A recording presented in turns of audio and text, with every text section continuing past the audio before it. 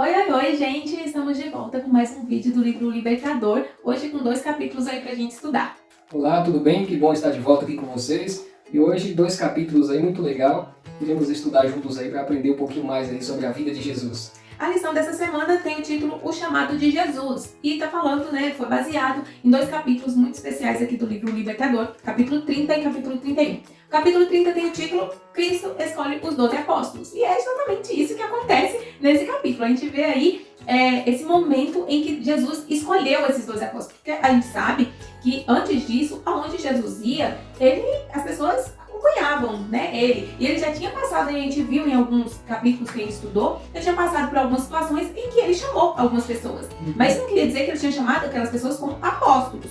Ele chamou para seguir ele. Então as pessoas foram. A gente viu aí lá na pesca maravilhosa que a gente estudou, que ele chamou Pedro, outros que estavam ali pescando junto com Pedro. A gente viu aí, acho que na semana passada, que ele chamou Levi Mateus, cobrador de impostos, ele lá naquela situação, lá no meio da cidade, pegou, chamou, e aí Mateus foi e seguiu ele. Então, aonde ele ia passando e tal, ia fazendo ali seus trabalhos, curando, ensinando, ele ia chamando pessoas e as pessoas iam seguindo. Essas pessoas que iam seguindo eram discípulos. A gente estudou aqui na lição, deixa clara a diferença entre discípulo e apóstolo. Discípulo é aquela pessoa que está junto com o seu mestre, aprendendo do mestre, a partir do mestre. E apóstolo, o nome de apóstolo significa enviado. Então ele aprendeu como discípulo e agora ele vai ser enviado para levar para outras pessoas aquilo que ele aprendeu. E aí está aí a diferença, que agora, nesse momento, Jesus escolhe não discípulos, mas escolhe apóstolos dentre os seus discípulos. E aí, o que a gente pode aprender sobre esse momento? A gente viu aqui que Jesus gostava muito de estar em meio à natureza, então ele vai para um lugar especial. Ele sobe ao monte, e é nesse lugar onde está aquele monte de gente, várias pessoas que seguem ele, que ele vai fazer essa escolha de discípulos. E aí ele começa a chamar eles para que sejam apóstolos. Muito bem, aqui nós percebemos nesse chamado de Jesus que ele deve ter tido ali alguns critérios, Ele deve ter avaliado cada um, percebido o potencial de cada um. E o principal de tudo é que ele viu que todos eram cheios de defeitos. É tipo assim, ele viu as deficiências, mas sabia o que eles poderiam ser em suas mãos. Isso. Por mais que eles eram Tinha qualidades também que, sendo moldados ali, em algumas situações, eles poderiam fazer um grande trabalho, ser usados. Eu acho interessante que aqui o capítulo fala que a tarefa para a qual eles estavam sendo chamados naquele momento só pedia para a tarefa de Jesus. Pensa, a importância do trabalho que eles iriam desenvolver só estava abaixo do trabalho de Jesus, que era morrer por nós. Então a única coisa que eles não iam fazer era morrer por nós. Fora isso, eles estariam ali em grau de importância, tendo a segunda tarefa mais importante de toda a raça humana. E assim começou ali o chamado, chama um, chama outro, Tiago, Simão Pedro, Bartolomeu. E eu achei interessante, engraçado, é que aqui no capítulo vai falando um pouco assim dos defeitos que eles tinham. Porque às vezes quando a gente vai chamar pessoas, é o que aqui na lição fala também, que se a gente fosse avaliar o currículo dessas pessoas que foram chamadas como apóstolos, eles seriam rapidamente desclassificados para as vagas, porque em termos assim, de atributos, eles estariam muito aquém do que seria necessário para pessoas que, como eu acabei de falar, estavam sendo chamadas para a segunda maior tarefa de todo mundo que existia na nossa terra. Se fosse um concurso para eles entrar, ficaria tudo de fora. Tudo de fora, porque eram eles os menos qualificados da sociedade, foram os que Jesus escolheu. Homens iletrados, não todos, mas boa parte. Pessoas que não tinham destaque nenhum na sociedade, como um exemplo a seguir.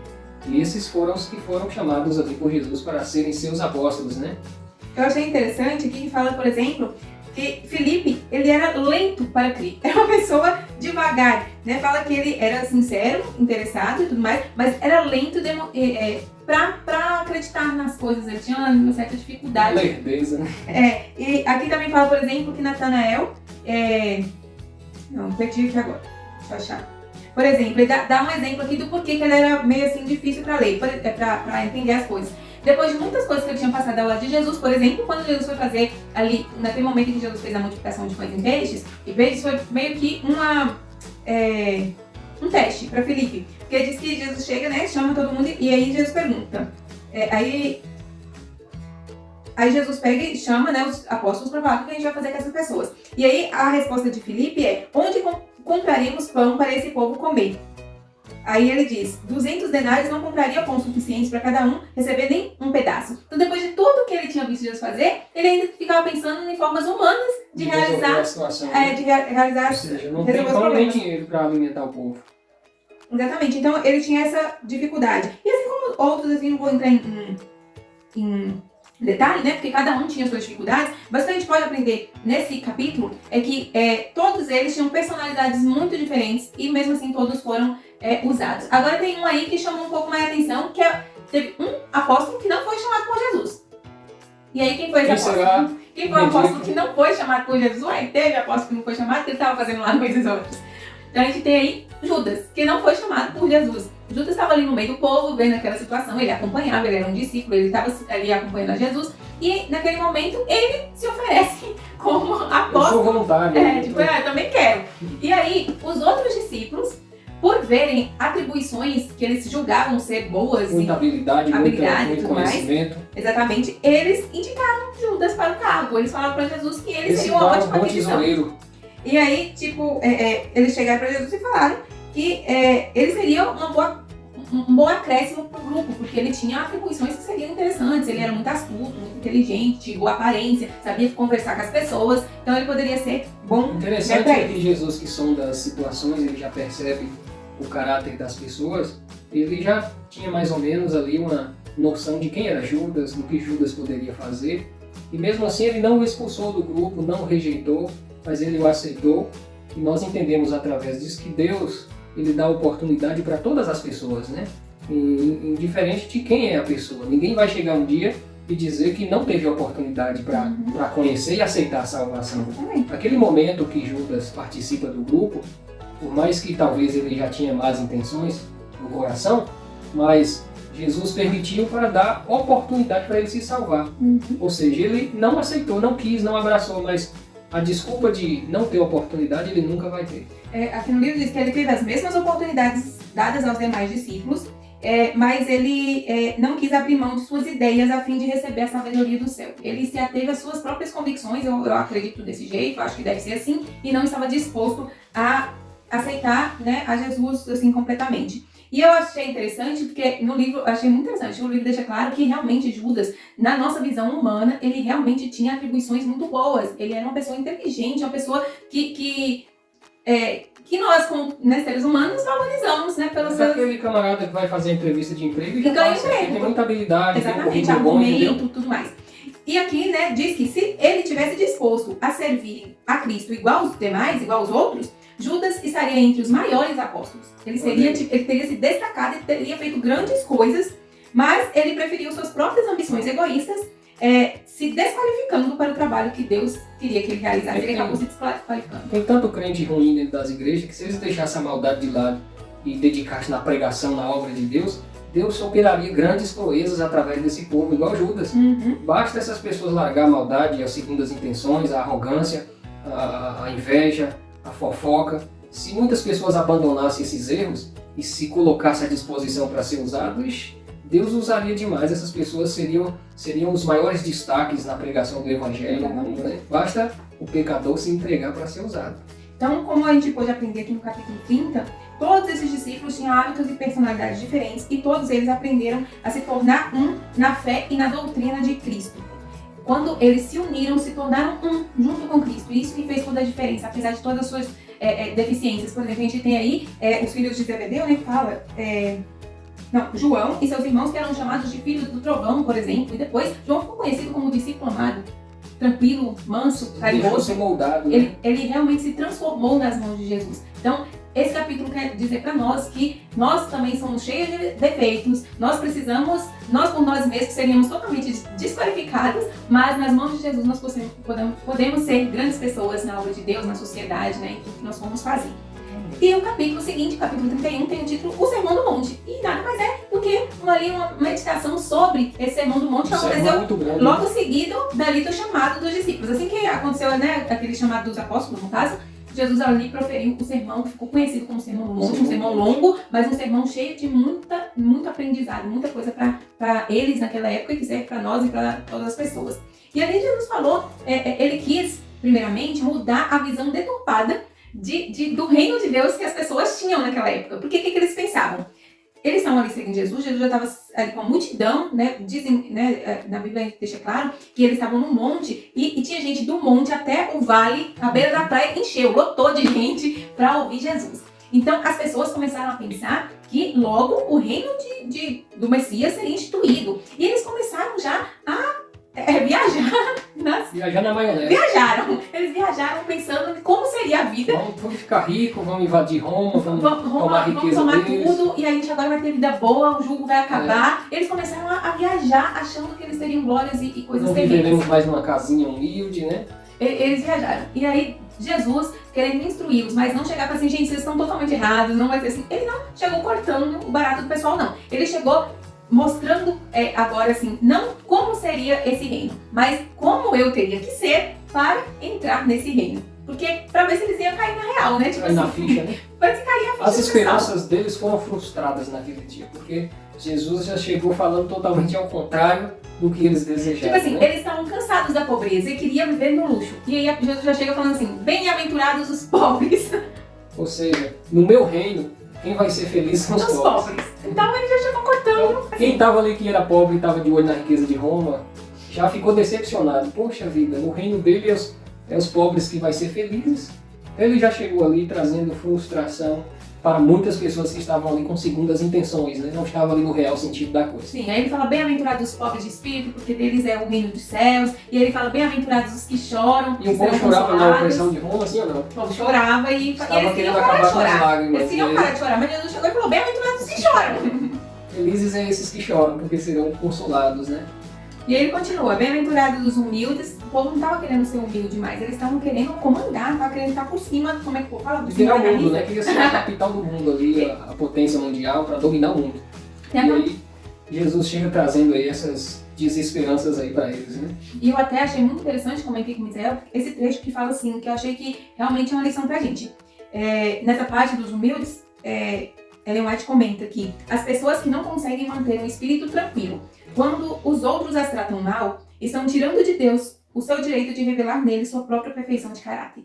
Então, quando nós ficamos revoltados, chateados, assim, claro, a gente fica chateado se a gente é tratado mal, isso é normal, mas a forma como nós agimos segundo isso, com ira, com revolta, a gente acaba desonrando e tirando de Deus a oportunidade de se mostrar através de nós. Quando nós agimos com humildade, quando a pessoa nos humilha, a tendência nossa é querer evitar, né? Tipo assim, se a pessoa, sei lá, me trata mal de alguma forma, a vontade é de eu fazer alguma coisa pra ela se sentir mais mal do que eu. Tipo, de eu passar por cima dela. Tem uns que a vontade é matar logo, né? Mas, quando eu demonstro humildade, mansidão, eu estou demonstrando o caráter de Deus. E a pessoa vai ficar sem graça. Jamais deve agir conforme a nosso desejo, a nossa vontade, né? Mas deixar que a vontade de Deus, aquela humildade que é um dom do Espírito que coloca em nós, esse dom espiritual se sobressaia, né? Para que o nome de Deus seja glorificado. A Jesus continua, né? Bem-aventurados que têm sede de justiça. Muito bem, bem-aventurados que têm fome e sede de justiça, ou seja, aqueles que estão ansiosos para ver as coisas certas acontecer, que é contra a corrupção, a maldade, a criminalidade. Essas pessoas são felizes, né? Aqueles que recebem um troco errado e vai lá e devolve, não fica se vangloriando porque se deu bem, porque recebeu um troco errado. Então nós, como pessoas que querem ser do céu, cidadãos dos céus, nós devemos gostar e amar a justiça. Aqui Jesus estava dando uma receita para eles do que precisariam ser para fazer parte do novo reino, do reino de Deus, do reino de Jesus. E ele traz aqui essa descrição não só para eles, para mim e para você também. Porque se nós queremos fazer parte desse reino, aqui está esse sermão do monte, está a receita certinha de como devemos agir para poder fazer parte desse reino. E se você quiser saber que receita é essa, vai lá na sua Bíblia e leia o capítulo onde você vai encontrar ali. Deixa eu ver aqui, é o capítulo, é Mateus. Peraí, gente, porque, Mateus 5. Capítulo 5. Né? Mateus 5, a partir do verso 5, para você ir lá e ver toda a receita do bolo. Porque essa receita termina falando que nós devemos ser o sal da terra e a luz do mundo. Eu vou pedir para você finalizar aí falando, depois que Jesus deu toda essa receitinha de coisas que a gente deve cultivar no nosso caráter para que a gente seja um cidadão aí do céu, um apóstolo também aqui na terra, ele fala que a gente deve ser o sal da terra e a luz do mundo. E aí, como é que a gente pode fazer isso? Muito bem. Não sei se você já comeu uma comida sem sal, sem tempero. Sem tempero. É gostosa ou é ruim? Tempero. É ruim, né? Uma comida sem sal, sem tempero, não é legal não. E quando você sai na escuridão e não tem nenhuma lâmpada para clarear? Sabe o que acontece? Você machuca o pé, tropeça, cai, porque você está sem a luz.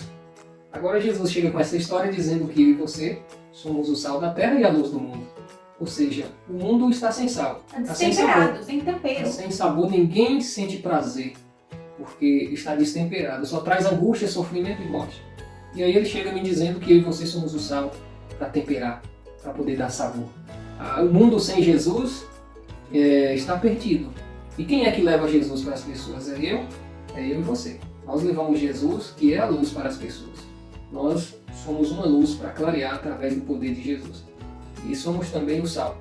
O sal para temperar, para dar sabor, trazer gosto à vida. E somos a luz para levar a claridade para as pessoas andar pelo caminho correto. Que eu e você sejamos sal e luz por onde andar. Amém? Amém. Que Deus possa nos abençoar. Vamos agora fazer uma oração e depois já finalizaremos com vocês. Mas antes da oração, não se esqueça, se você ainda não é inscrito no canal, se inscreva aí para não perder nenhum vídeo, para acompanhar todos os vídeos da lição diária que a gente tem. Tem também os vídeos do livro do Ano dos Desbravadores. Esse ano, um desafio atrás do outro. A gente já está no capítulo 24, então corre lá para acompanhar. E os livros do livro que a gente tem também toda semana para complementar aí o nosso estudo da lição da Escola Sabatina da semana. Então, se você não é inscrito, inscreva-se.